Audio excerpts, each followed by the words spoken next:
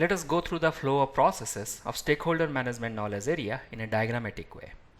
So our first process is identify stakeholders, and here of course the project charter is going to act as an input because it will have the key stakeholder information first documented in the charter. Now the key output of identify stakeholders is stakeholder register, which will have all the information with respect to the stakeholders and all the stakeholders that you can identify at this point in time. Next, the stakeholder register is going to act as an input to plan stakeholder engagement. Mark the word. It is engagement, not management, though the knowledge area name is management.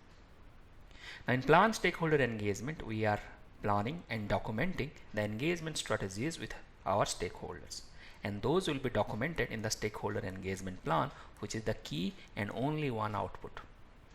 The stakeholder engagement plan tells you how you are going to engage with your stakeholders.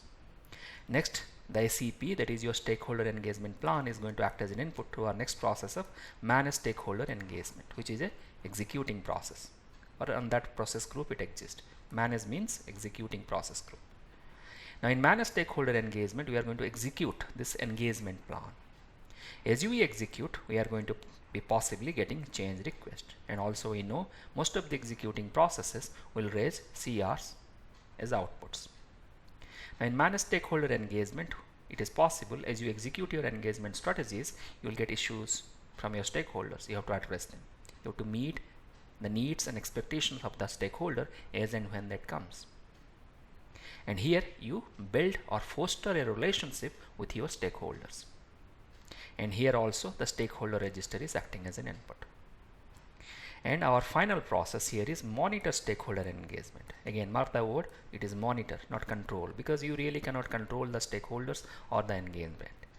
What you can do best is monitor, and also it is engagement. And this is the umbrella monitoring process, and that is why it is showing this arrow. That is, it is overlooking identify stakeholder, plan stakeholder engagement, and manage stakeholder engagement. In monitor stakeholder engagement, the stakeholder engagement plan is also acting as an input, and the stakeholder register is also there as an input.